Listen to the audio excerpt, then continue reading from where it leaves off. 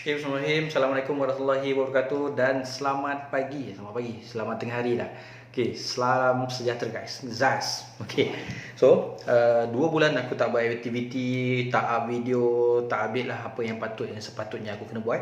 Okay, yang pertama aku nak ucapkan terima kasih kepada semua orang, semua subscriber lah, kalau nak sebut subscribe pun dah susah dah. Okay, kepada yang support, yang like, yang komen, yang share everything. So aku tabik spring, ada rezeki, kalau dah dapat pendapatan sikit-sikit bolehlah belanja-belanjain korang, mungkin dari segi macam kita bagi free gift ke something apa semualah. Okay, yang paling penting sekali, alhamdulillah, bersyukur kepada Tuhan dalam keadaan masih lagi pandemik ni. Sekarang ni Ogos pula, Oktober, dah masuk PKPB baru dah, dengan catat setiap hari 800 lebih, 700 lebih, 600 lebih kes. Okey, so tak apa. So baru-baru ni gempa, satu kejadian berkenaan tentang Macau scam. So berkenaan yang orang kata apa, kes-kes penipuan lah. So aku rasa aku terpanggil untuk nak ceritakan. Okey, syashul lah. Okey, aku nak ceritakan berkenaan tentang kes-kes benda ni yang berdasarkan pengalaman dan apa yang aku tahu lah. Okey, so yang pertama aku nak cerita tentang cuci duit. So biasa orang kata tu biasalah, itu bisnes dia orang tu, cuci duit dia tu kan. Okey, so apa itu cuci duit? Okey, cuci duit ni ialah satu benda bermaksud duit-duit yang datang daripada aktiviti-aktiviti yang haram. Okey, antara contoh dia, so mungkin contohnya daripada rasuah, duit rasuah tu, so dikumpul-kumpulkan, macam mana nak guna, so ada cara-cara lah dicuci duit.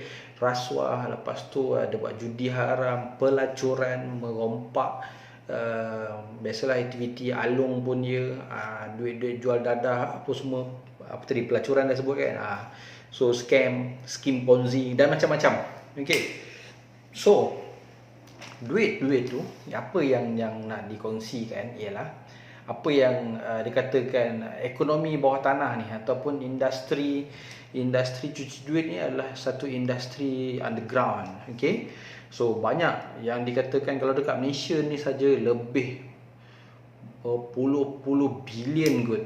Okey, so duit yang ada.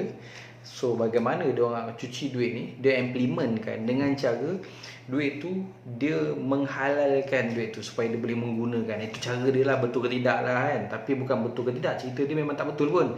Yang betul bagi dia lah, dia rasa benda tu betul. Okey, so dengan duit-duit pendapatan haram ni tadi, daripada dadah lah, judi, pelacuran, scam, everything apa semua, so dia akan salurkan dalam bentuk perniagaan. Okey, contohnya ada kawan-kawan ni, dia ada berniaga buat kolam lah, contohnya kolam ikan ke apa semua. Ada pernah cerita satu kisah di Selangor. Okey, so kolam-kolam ikan tu ada satu bangsa ni lah, dia buat, dan dia melaburkan daripada pendapatan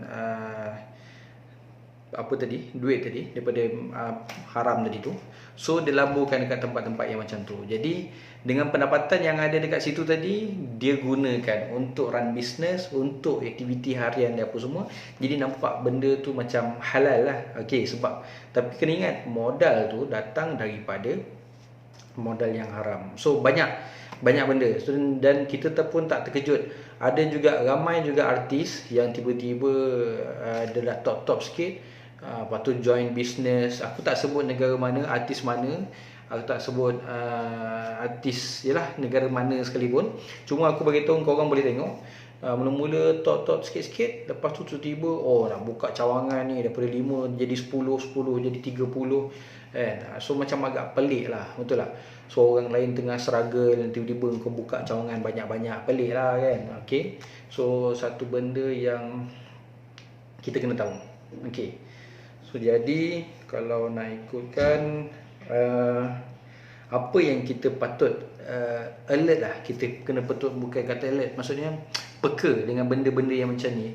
So biasa memang kita rasa kita dijanjikan, di offer, ditawarkan benda-benda yang boleh kaya, jadi cepat kaya lah kan. Sebab tu kalau kita perasan baru-baru ni, okey, kenapa Macau scam?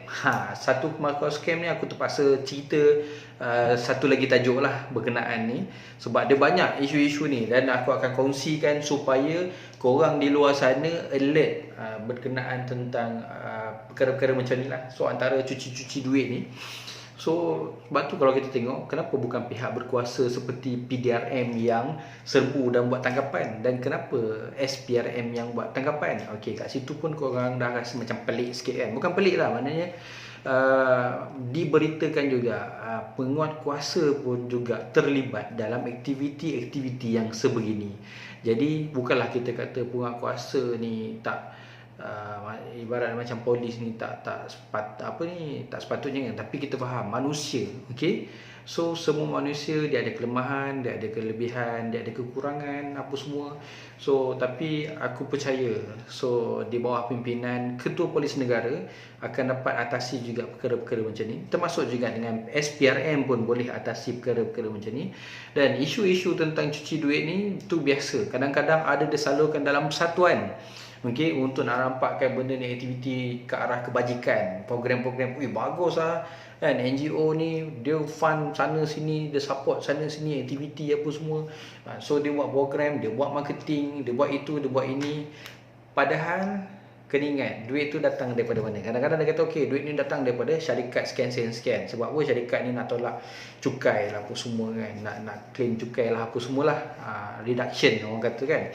Okey, tapi sebenarnya kena ingat, dia ada dana-dana yang tersembunyi, itu yang dipanggil industri, financial dan ekonomi underground. Okey, so ni cerita sikit lah pasal cuci duit.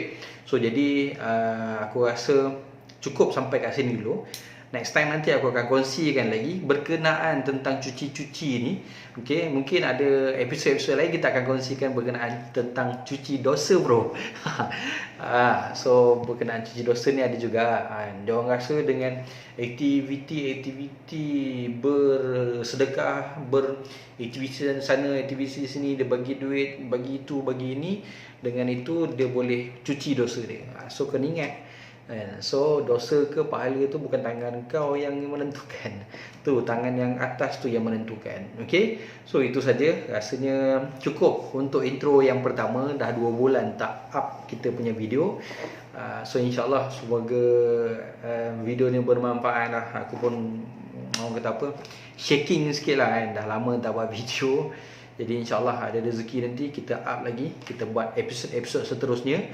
Dan mungkin tentang Macau Scam aku akan buat khas untuk supaya semua orang tahu dan faham, supaya kita sekurang-kurangnya kita taklah terkecimpung dan tak terlibat langsung dalam aktiviti-aktiviti yang tak bermoral ni. Okey, so macam biasa, kepada siapa yang dah layan, dah tengok semua, yang belum subscribe like, comment, share. So bagi manfaat kepada semua orang, bagi tahu pada semua orang berkenaan cerita-cerita yang kita rasa patut kita tahu, patut kita sebarkan. Okey, so lain-lain rasanya tak ada apa. So jaga diri, stay at home, work from home. Tapi aku kena kerja dekat office lah. Biasalah, operation mesti kena kerja kat office. Bukan kat office lah, maksudnya kena pergi office lah. Pergi office, kena keluar apa semua, right?